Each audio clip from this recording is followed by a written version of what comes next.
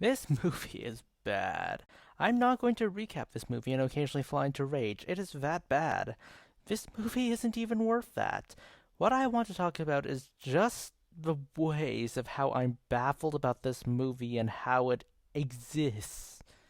I'm not against the concept of a Sandy Cheeks movie. Hell, I think Sandy is one of those characters who can easily merit a movie.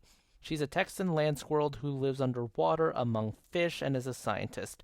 That zaniness writes itself.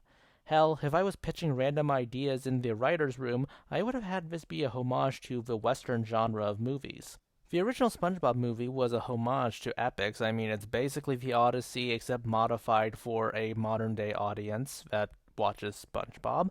But this could have worked. Why wouldn't you want to try to parody a Western or homage it? Star Wars did it with the first season of The Mandalorian. But no, that's not what we got. Instead, we got this movie. Lost potential aside, I am baffled by the creative choices surrounding this movie. The impetus is actually a pretty good idea. The premise is that Bikini Bottom ends up being captured and taken to Texas, and the specific lab that Sandy works for, Boots, is the one who captured them. So it necessitates Sandy and SpongeBob, who managed to not get captured, have to go to Texas and save them. Good premise. Strong premise. Movie has a major problem. The humor. It's odd to say that the humor is the biggest weakness in the SpongeBob movie, but it really is. There's a lot of it in this movie. Yes, I know. SpongeBob and humor, in other words, the sun rose this morning. The original movie had them, the show has them. Why would it be so wrong to be this humorous?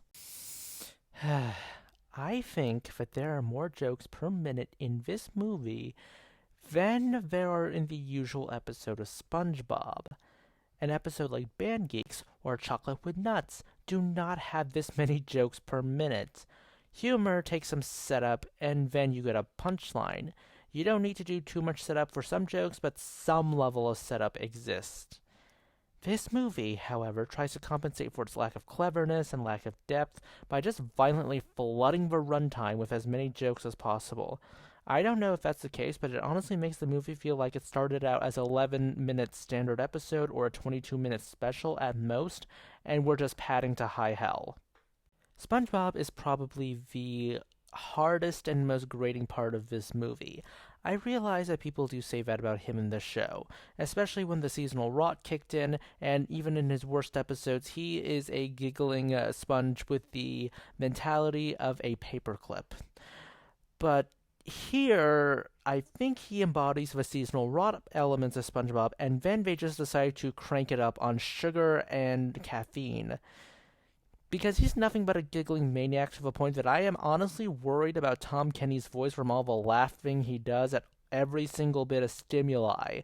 When there is a stimuli of like a meteor flying at him, I am 100% sure that this particular version of SpongeBob from this film is going to laugh until he pukes. Then let's get to the live action bits, because of course this is a SpongeBob movie, it has some level of live action bits. The acting for the live action minions right here is weak. The villain is also weak. Like, why did they hire a child actress to play her younger self if they were just going to put Wanda Sykes' head on her?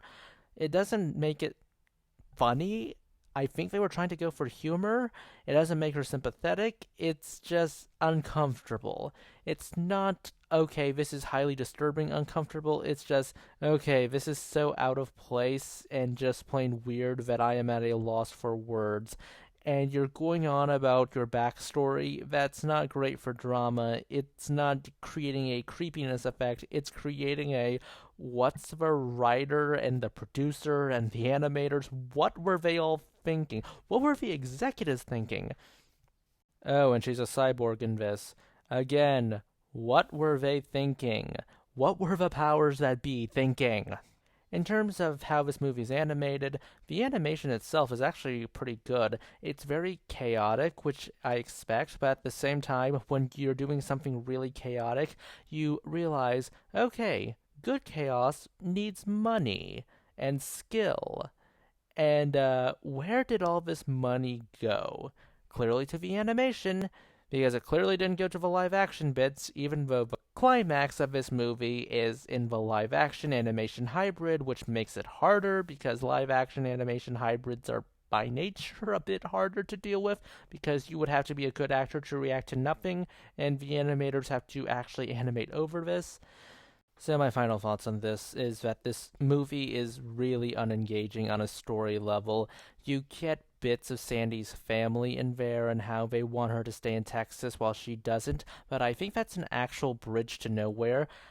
In all honesty, it feels like something that came out of a previous draft, but no one actually bothered to change it, or maybe they were writing the movie as they were making it. I don't know. I doubt it, honestly, that they were writing and animating at the same time, because that would be really bad.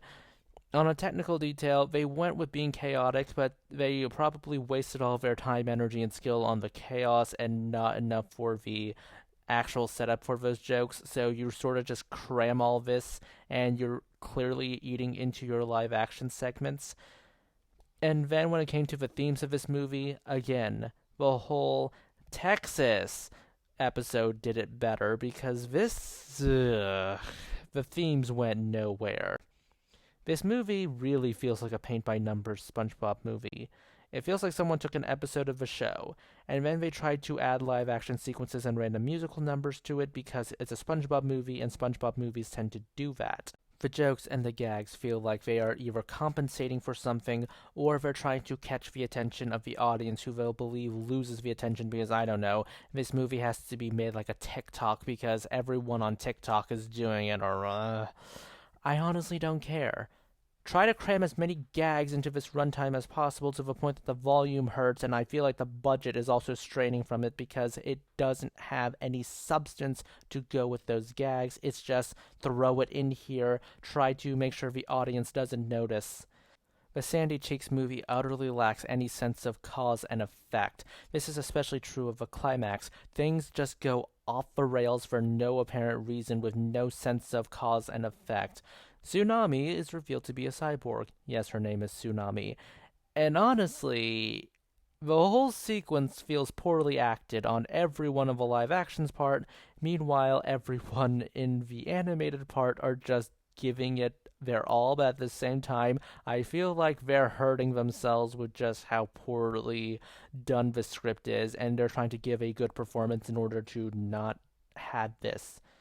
Hell, there's this whole monologue where Wanda Sykes, calling her Tsunami is annoying, goes on about how, mwahaha, I tricked Sandy into basically allowing me to do everything I did, which was capture Bikini Bottom and try to turn everyone into toys. And Bikini Bottom acts like she betrayed them, even though they heard that monologue. And what? She just said she was tricked. What is the cause and effect of this world? I think the most accurate description I could ever give of this film is that it feels like Henry Danger and its spin-off got drunk and decided to write a SpongeBob movie. The Henry Danger spin-off being the one that has no sense of cause and effect and is just random jokes crammed into 11 minutes for the sake of it, and Henry Danger being unfunny. My thoughts? Please like, subscribe, tip channel on Ko-fi. Cyril signing off. Why, movie? Why?